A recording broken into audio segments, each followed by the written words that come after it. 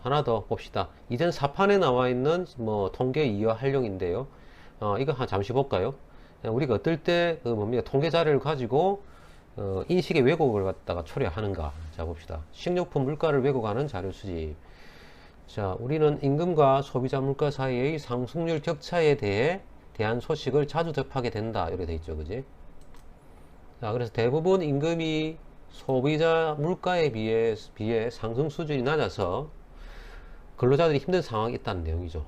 그지? 예, 물가 상승률이 임금 상승률보다 높다는 얘기고, 이런 정보들이 모든 부분에서 현실을 적절하게 반영하고 있는지 생각해 볼 필요가 있다는 겁니다. 자, 그래서 결론적으로 뭐냐면, 우리가 어떤 표본을 가지고 분석하느냐에 따라 가지고 결과가 달라질 수 있다고 하는 건데, 그래서 표본 선정을 잘해야 되는 거죠. 표본 선정을 잘한다고 하는 것은 아무 표본이나 뽑으면 안 된다는 얘기지. 모집단에서 아무 표본이나 뽑으면 안 되고, 이 모집단의 특성을 대표할 수 있는 모집단과 유사한 특성을 가지고 있는 대표할 수 있는 표본을 가지고 모집단을 갖다가 추정을 해야지, 그렇지 않은 뭐 생뚱맞은 표본을 가지고 뭐 모집단이 어떻다고 말하면 안 된다는 얘기죠. 정치인들이 그런 짓 많이 하죠. 예, 그렇게 하면 안 됩니다. 그건 사기죠, 사기. 봅시다. 자, 예를 들어서 나 표준 씨라고 하는 사람이 있는데 1994년도 소득이 161만원, 그지? 161만원이고 2011년 현재 소득이 438만원. 자, 1994년은 161만원이고 2011년은 438만원이면, 자, 옛날보다는 월급이 한 3배 이상 뛰었잖아. 그지? 약 보니까는 172%가 증가됐다고 합니다. 예. 근데 나표준 씨는 현재 더 먹고 살기가 힘들다고 합니다. 누가 봐도 돈이 많이 벌었는데. 그래서 친구가 밥 좀 사라 이러니까는 이 나표준 씨가 돈 못 번다 이렇게 그냥 얘기하면 안 믿는다는 얘기지. 예, 그래서 나름대로 왜 예전보다 돈의 양은 증가됐지만 왜 못 사는가에 대해서 설명을 해야 되겠지. 그래서 이 양반이 어떤 걸로 합니까? 식료품 가격의 인상률하고 소득 증가율을 갖다가 비교해서 친구한테 밥을 못 사는 이유를 갖다 설명합니다. 참 답답하죠, 그죠? 이런 거 가지고 참 친구한테 밥 한 끼 사면 되지. 자, 그렇습니다.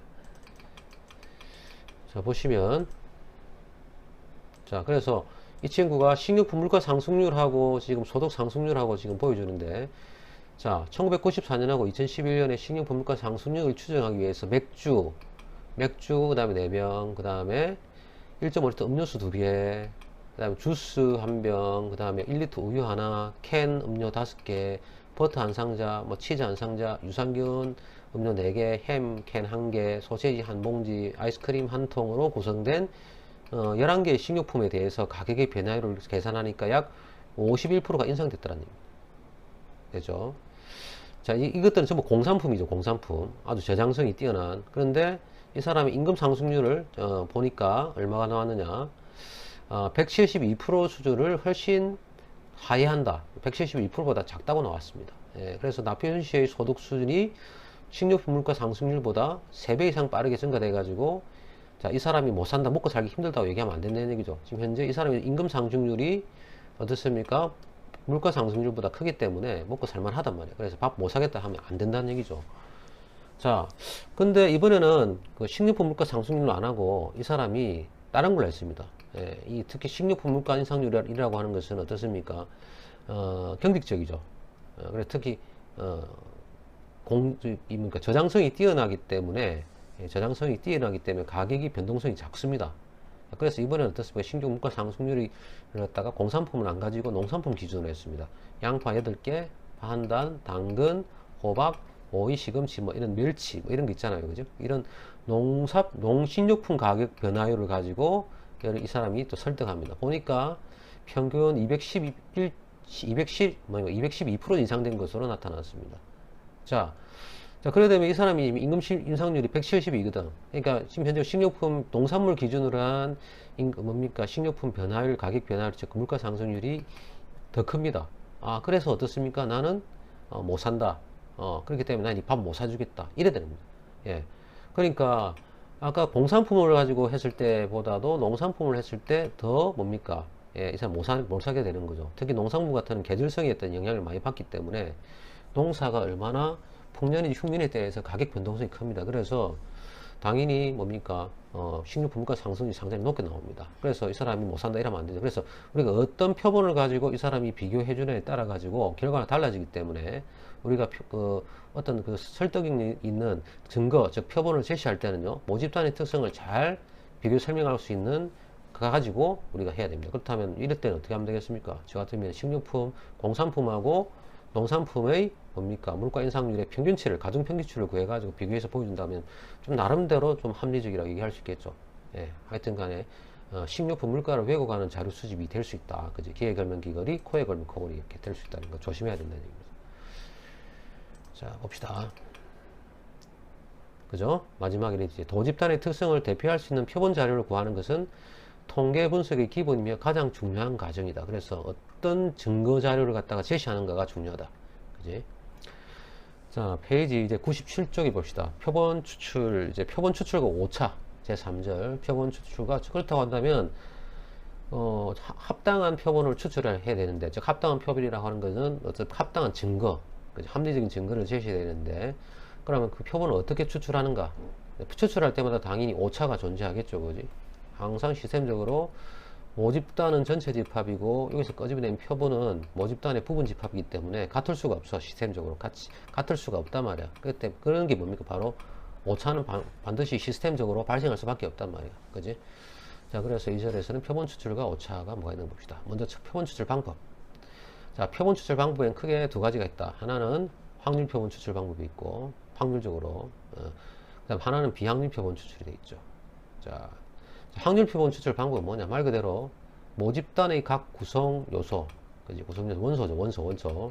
구성 요소가, 구성 요소라면 어떤 현상이고, 현상이 발생한 어떤 사건이지, 그지?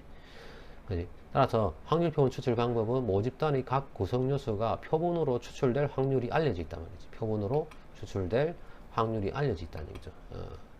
무작위로 추출된다. 자기가 의도적으로 자기한테 유리한 걸 갖다 끄집어내지 않는다는 얘기입니다.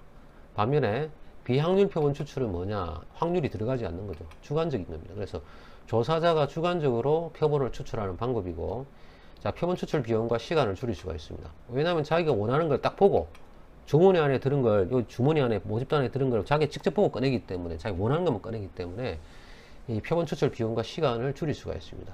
그렇지만 어떻습니까? 모집단의 각 구성 요소가 표본으로 추출될 확률을 알 수가 없습니다. 주관적으로 꺼집어내기 때문에 당연히 추출될 확률을 알 수가 없다는 얘기는 우리가 표본 오차를 갖다가 계산할 수가 없다는 얘기죠. 추정할 수 없기 때문에 따라서 조사자가 의도적으로 구성 요소를 포함하거나 배제할 수 있는 문제가 있다. 그죠? 상당히 그 자료에 의심이 되죠. 자기한테 유리한 대로 자료를 뽑을 수 있다는 겁니다. 따라서 모집단을 대표할 수 없는 특정 구성 요소만을 추출하면서 발생하는 오차를 줄이고, 라고요. 모집단을 대표할 수 없는 특정 구성 요소만을 추출하면서 발생하는 오차를 줄이고, 표본의 대표성을 높이기 위해서는, 오차를 줄이고 표본의 대표성을 높이기 위해서는 확률 표본 추출 방법이 이렇게 바람직하죠. 왜냐하면 확률 표본 추출은 꺼집어내는 각 원소에 대해서 이 확률이 주어진단 말이야. 확률을 다 알고 있다고 전제. 확률을 알 수 있다는 말은 뭐냐면 그만큼 이 오차도 알 수 있다는 얘기고, 이 오차를 알 수 있다는 말은 오차를 계산할 수 있다는 얘기거든.